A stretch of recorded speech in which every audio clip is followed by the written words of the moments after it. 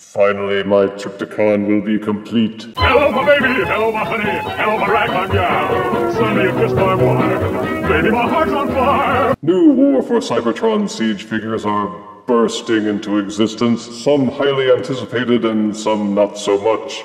The most recent wave finally gives the Decepticons a few more Deluxe figures. Until now, the line had mostly surrendered that field to the Autobots, with the Decepticons getting a mere pittance.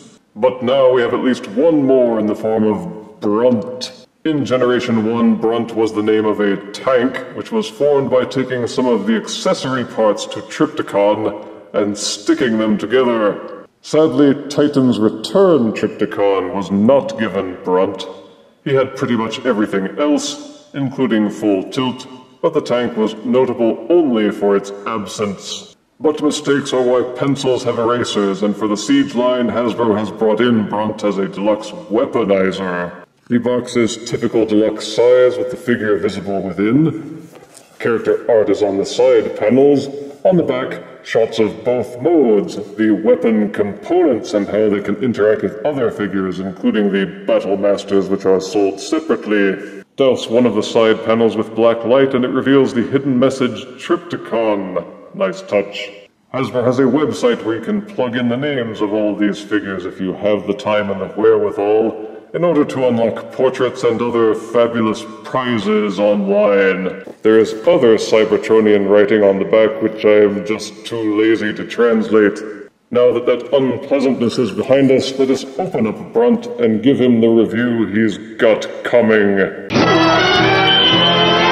And this is Deluxe Brunt out of box and in his alt mode, a Cybertronian-style tank. And to be fair, it does look like the Generation 1 version of Brunt, which came with Decepticon Trypticon. Brunt is a weaponizer, so he both comes with no weapon accessories, and yet nothing but weapon accessories, since he is a weapon accessory. He does come with his instruction manual, and more on that later. Many have drawn the comparisons between Siege Brunt and the old Beast Wars figure Tank Or. And one cannot deny the similarities, not the least of which is the fact that for a tank, Brunt is pretty small. He barely seems to reach Deluxe size. He might have been better as a Voyager in terms of how he scales. The colors are mostly a really deep purple with some gray parts, some yellow highlights, and the plug on the tank barrel. There's some silver as well, including on the front treads, where they threw in a pitifully small amount of the grunge paint which was slathered onto other figures like Starscream. As with all Siege figures, there is a wealth of sculpted detailing with plenty of bumpy, ridgy stuff to give him added dimension.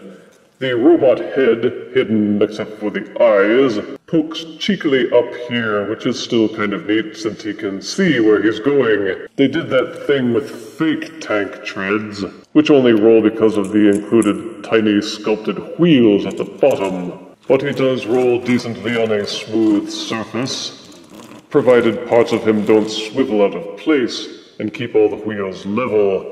The swivel joints can go out of alignment if you push on him too hard.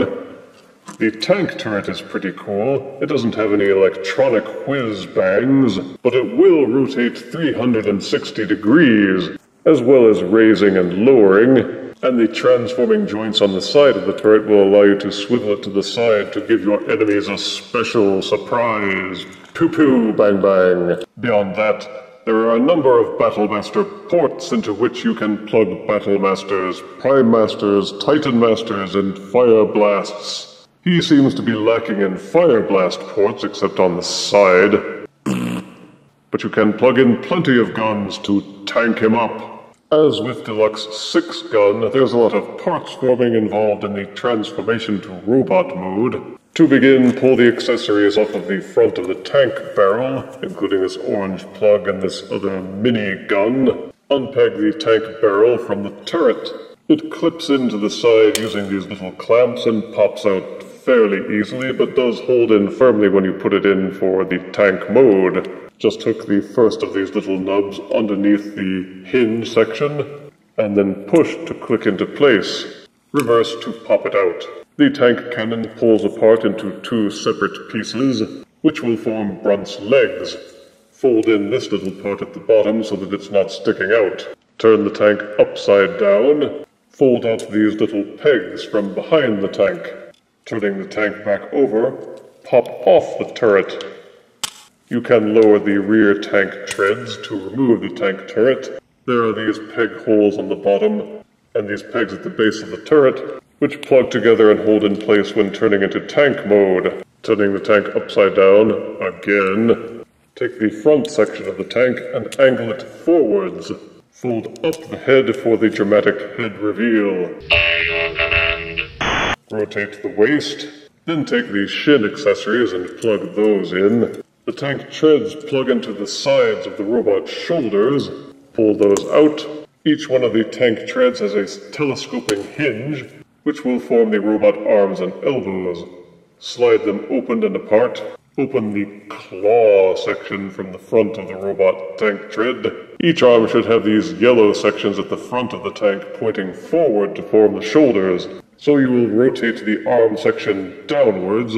Make sure that this one section of the claw is pointing up and plug into the side to form the robot's shoulders. Take the turret section with its two pegs and plug them into these holes on Brunt's back. Take the two accessories of the tank front and plug those together. There's a peg pointing backwards and a peg pointing forwards. Plug the combined accessories into the back like so. Flip this one peg downwards, and the transformation is complete. It's not too difficult a transformation, and the results are okay. In robot mode, Brunt looks like a rough and tumble bruiser with wide shoulders, stumpy legs, and those nifty, clampy arms. The colors don't change much, except that you can see more of the silver and yellow, but it sets him off pretty well, and there's no discernible spillage. He still has plenty of sculpted detailing, and the silver highlights set him off well. He has these nifty, slatty things in his mouth, but in some aspects he's a bit disappointing because the different sections of the cannon accessory don't plug together very well. Ditto for the arms and shins, they kind of pull out of their little sockets too easily, and if you play with this figure with any degree of roughness, they're liable to fall off. Oops. In fact, more of the Battlemaster ports seem to be open now, and more Fire Blast ports. He still seems a bit small, but the entire siege line seems to have scaled everything backwards a smidgen, while charging more money. This is the new way they disguise inflation, folks. It's more, much more money than meets the eye. But all of the open Battlemaster ports and Fire Blast ports will allow you to accessorize Brunt in all kinds of deadly ways. And for a change, he looks like he's beefy enough that he can carry them around without breaking an energon sweat. The articulation is good and mostly what you would expect from a Siege Deluxe figure. With a 360-degree rotating head, the transformation hinge will allow it to tilt backwards slightly. Since these shoulders are just on pegs, they will rotate 360 degrees, and the shoulders will also splay outwards 90 degrees. There is an upper shoulder swivel. The elbows will bend 90 degrees, and the little claw things will open and close. There is 360-degree waist rotation, and there's a dual hinge combination that will allow the legs to rotate back and forth freely for those high steppin' kicks, and also to splay outward fully to the side. An upper thigh rotation is included, and since the shins are plugged in with pegs, they will also rotate 360 degrees. The peg also serves as a hinge, which will allow the knees to bend backwards 90 degrees. Bend it too far and it will slide right out of its socket. Oops. The siege line carries on the gimmick of having ankles that rotate in and outwards, as opposed to front and back. And while that does allow for wide-angle stances, but it does make it difficult to make running or walking poses, because you can't tilt the feet forwards or backwards to support a walk. Oops. But if you're patient and careful, you can get plenty of good poses out of your Deluxe Brunt. Once I've beefed him up with a little floor polish in those shoulder and shin joints, he should be even more stable than meets the eye. But Brunt isn't just a tank or a robot. He is also a weaponizer. The instructions have you turning each of him into 5 separate weaponizer parts. Start first by popping off the turret weapon accessories. Remove the arms from the sides of the robot, holding each of the arm/turret sections so that this slanty, dotty part is pointing upwards. Rotate the arm sections so that this little nubby part is pointing upwards, and then click it back into place. This peg should be pointed off to the side. Pull the shins off. Flip out this plastic section from the base of the foot. Then plug those 2 sections back together as if you were forming the tank turret. Pull the thigh sections away from the robot body. Leave the pegs pointing out from the knees. Rotate the pelvis section so that this peg is pointing up. Pull the turret section off of the robot back. Flip back the robot head. And rotate this section as if you were transforming to tank mode, and the robot face is hidden. This will point the robot waist backwards. Take the tank turret accessories and plug it into that section to fill in the gap. Leave this peg pointing downwards. And here you have Weaponizer Brunt separated into all of his weaponizer components. The tank cannon is component A. The tank tread sections are component B. The turret panel is weapon component C. This gun thingy is weapon component D. And the Brunt pants are weapon component E. You can use all the pegs and ports for any of the other figures to come up with any weapon combo you choose, but the instructions have 2 different specialized loadouts, which will work with most other figures in the Siege line. In this case, using Skytread, take the B components and plug them into the feet to serve as elevator shoes. Plug in weapon component C into the arm. Plug component D into the hand as a big old gun. Plug weapon component E into the back of any figure. Then plug weapon component A into weapon component E. And this is the so-called demolition loadout.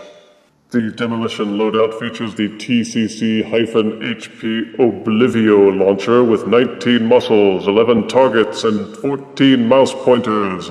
The TTC-80 Vortex cannon with 20 muscles, 8 targeting scopes, and 15 mouse pointers. The TTC-CR Agonizer blaster with 18 muscles, 13 targeting scopes, and 9 mouse pointers. The TTC-CMA Micro-Electro Amplifier with 5 muscles, 17 targeting scopes, and 8 mouse pointers. Finally, the TTC-HD Turret Armor with 18 shields. And hey, who wouldn't be intimidated if you saw this rushing at you on the battlefield? Hey there, Demolition Man. The second weaponizer set is called the Serpentine loadout, which is a bit more complicated. Separate the accessories from the front of the D component. Take the peg at the front of the E component and point it forwards again, and plug the 2 components together like so. This will plug into the back of a figure which you have chosen to hang ridiculously off their back. Take the A weapon accessory and pull it apart. Flip this section back in, and each of these components will plug into the top of the other weapon accessory, which is in turn plugged onto the back. Take the B weapon components. Telescope the forearm sections back out, rotate to the side and forward so that the peg component is facing backwards. This peg will now plug into the other section of the Serpentine accessory to give him a pair of alien-style claw arms hung over his back.